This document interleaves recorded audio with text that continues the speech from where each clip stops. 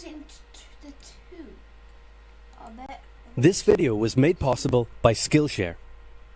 Churchill was a man with many talents. He was an artist, a butterfly enthusiast, and he had an unpublished manuscript about aliens. Clearly, he was a man with an insatiable thirst for knowledge.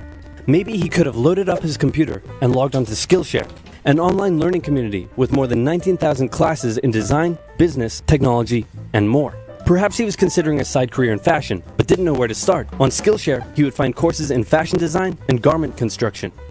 Or if he wanted to learn app design, improve his photography, or just how to make a really good quesadilla, he would have found courses for all of these and more on Skillshare. Skillshare gives you access to high-quality classes taught by genuine experts working in their field. I work heavily with animation, and I was genuinely blown away by the number of really useful courses available to me, like this class full of tips and tricks for creating vector art, or this one for creating character walk cycles. For an annual subscription, Skillshare is under $10 a month. And if you'd like to try it out first, then I've got a deal just for OverSimplified viewers. The first 1,000 people to use this link, which can be found in the description, will get their first 2 months of Skillshare for just 99 cents. Be sure to try it out using the link in the description and learn something new today. Now, without further ado. It's 1902. A young man by the name of Benito Mussolini moves from Italy to Switzerland to avoid military service. He gets big into socialism, working for trade unions, writing for socialist newspapers, advocating a violent overthrow of European monarchies, the whole shebang. This gets him in a bit of trouble with the Swiss police, so he gets arrested, sent back to Italy, set free, returns to Switzerland, is arrested again, goes back to Italy again, completes his military service after previously avoiding it, and then after a brief stint as an elementary school teacher, he finally returns to work as an avid socialist. His speeches and journalistic abilities made him famous among Italian socialists. He was anti-war, so when Italy colonized Libya in 1910, he rioted and got arrested. Then World War I came along, and once again he protested Italy's involvement. But then he thought, wait a minute, this war could bring about the social climate needed to overthrow European monarchies and bring about the socialist revolution everywhere. And suddenly he was pro-war, but his fellow socialists didn't like his new pro-war stance, so they kicked him out of the party. So then he said, you know what? I'm done with socialism. We need something new, not based on class divisions tearing us apart, but based on unity through nationality. We'll conquer the Mediterranean and reunite all Italian peoples just like the days of the Roman Empire. I'll call it fascismo, and it will guide the Italian nation to greatness. That's all well and good, Mr. Mussolini, but what kind of haircut am I giving you? Let's go with bold.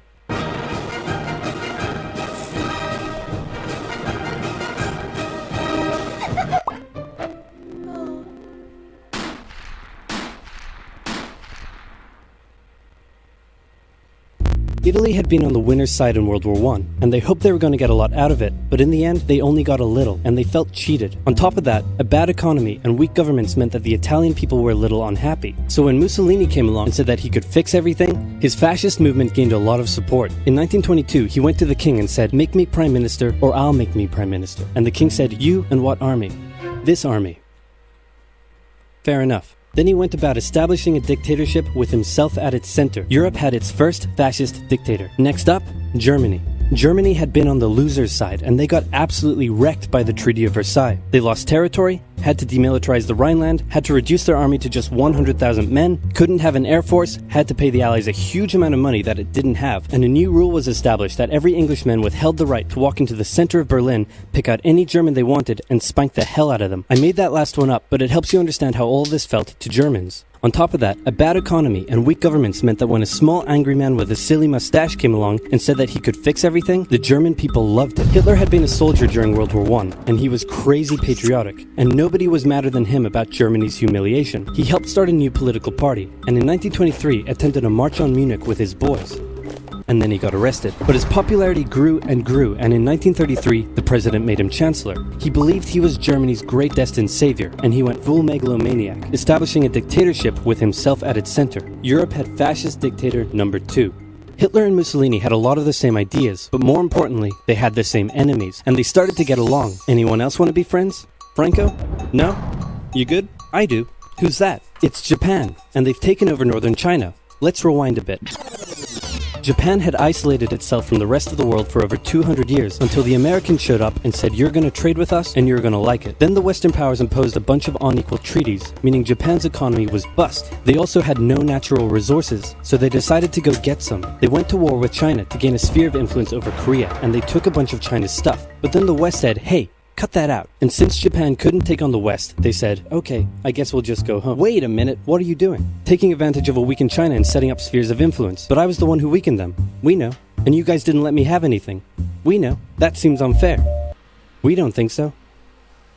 Okay, see ya. So Japan thought, screw this, and went to war with Russia, and stunned everyone by actually winning. Then they fully annexed Korea, but they didn't stop there. In World War I, they took Germany's colonies and islands in Asia, and then in an incident that was maybe staged by the Japanese army, a bomb blew up a Japanese train in Manchuria, giving them an excuse to launch an invasion and take over. So here's the situation. Nazi Germany, Fascist Italy, and Japan all believe they're racially superior, all feel hostility towards the Allies, and all want to militarize and take over more stuff. And so they did. Let's start with Germany. Hitler hated the Treaty of Versailles, and now he was ready to begin undoing it. In complete violation of the treaty, the first Luftwaffe squadrons were set up, conscription was introduced, and he pimped up his army. The Allies did nothing. Then Hitler sent his army back into the demilitarized Rhineland, giving orders to immediately retreat if the Allies showed up. The Allies did nothing. With his military re-strengthened, he could now move on to step 2. He wanted to rapidly increase the Aryan population, and to do so, he needed Lebensraum, or in other words, he would have to take over the world. But for now, a good portion of Europe would do, and he began eyeing up his neighbors. The Allies finally started to get worried, so they implemented a fairly useless diplomatic strategy called appeasement, and it went a little something like this. Hitler would say, I want that thing, and the Allies would say, you can't have that thing. Okay, you can have that thing, but no more. I want that thing.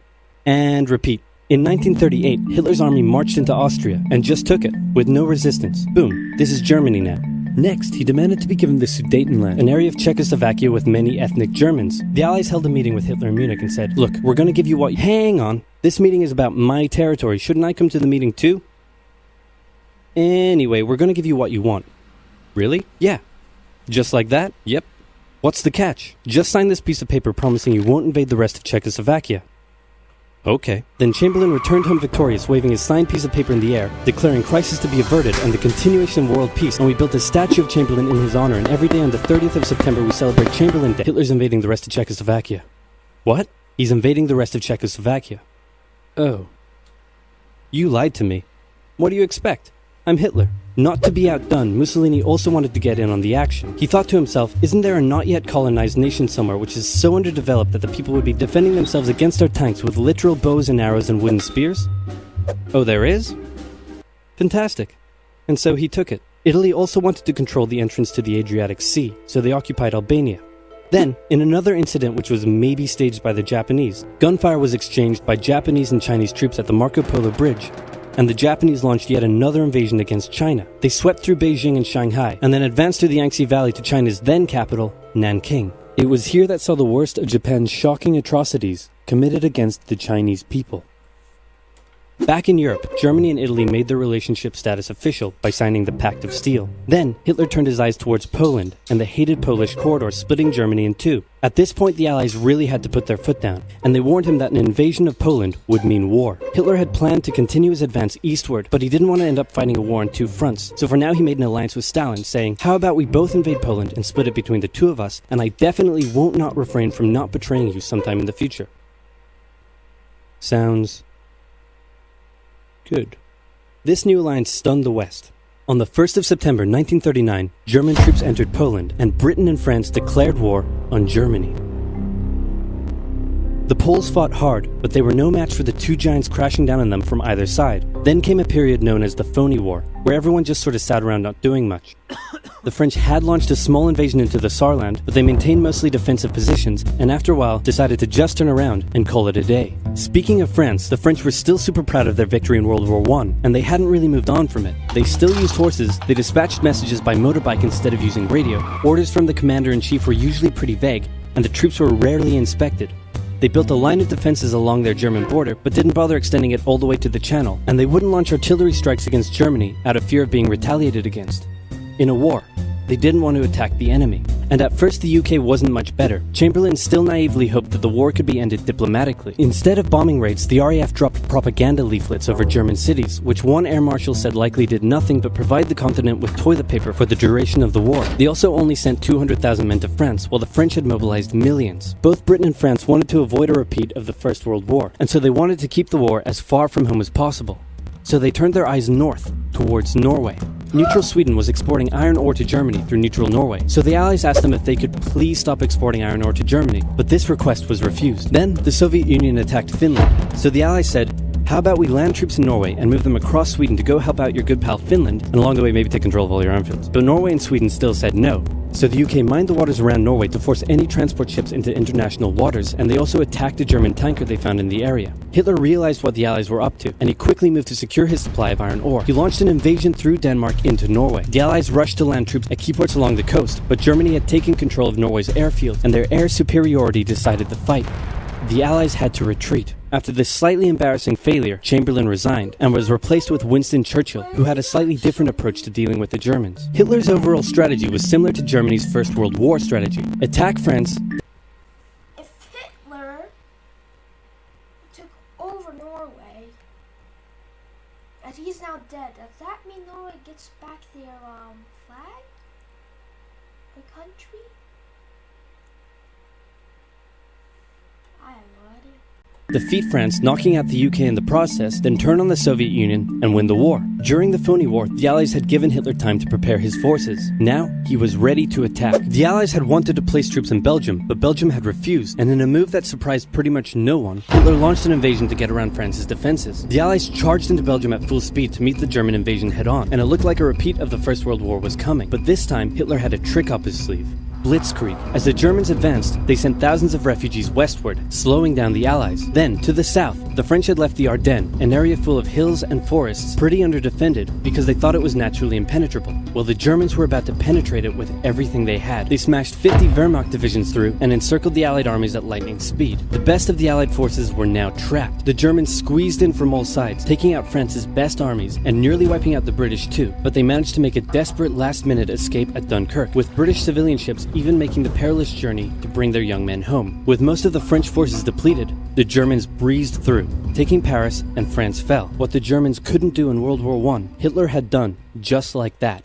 Hitler hoped that with the fall of France, the UK would also lose hope and sue for peace. But quite annoyingly, it didn't, and he needed to secure the Western Front, so he tried to force them into submission with mind games. The UK were now all alone, and Hitler wanted to emphasize that. First of all, just before France fell, Italy finally declared war on the Allies, making the UK's situation even worse. Next, instead of just occupying all of France, Hitler occupied the coastal areas for defense, but allowed France to continue its existence as a German puppet state. This way, it looked like the UK's old ally had decided to switch sides. Hitler also hoped that the UK wouldn't attack any of her old allies' navy bases or colonies in Africa, giving Hitler an extra line of defense to the south. But the UK made sure to respond to this by sailing down to France's navy base in Algeria and wrecking a bunch of ships.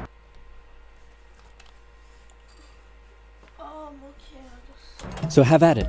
Hitler then began laying down plans for an invasion of Great Britain. Before German troops could land on British soil, he would first need air and naval superiority across the Channel. Waves of German bombers came, while the completely outnumbered RAF worked bravely around the clock in an attempt to quell the German attacks. At first, the Luftwaffe targeted British ports and coastal facilities. Then it attacked RAF bases, crippling the RAF's ability to defend the nation. And it looked like Hitler's Great British invasion was coming. But then, Churchill ordered a small, pretty insignificant bombing raid over Berlin. It didn't do much damage, but Hitler was furious, and he immediately ordered the Luftwaffe to refocus its attacks on civilian targets in London. Children were sent off to the countryside away from their parents to avoid danger, and frequent trips to air raid shelters became a daily occurrence. But British morale held firm. Smiling, knitting, lounging casually, these people have balls of steel. This refocusing on London also gave the RAF breathing space to reorganize, so Hitler kind of shot himself in the foot there.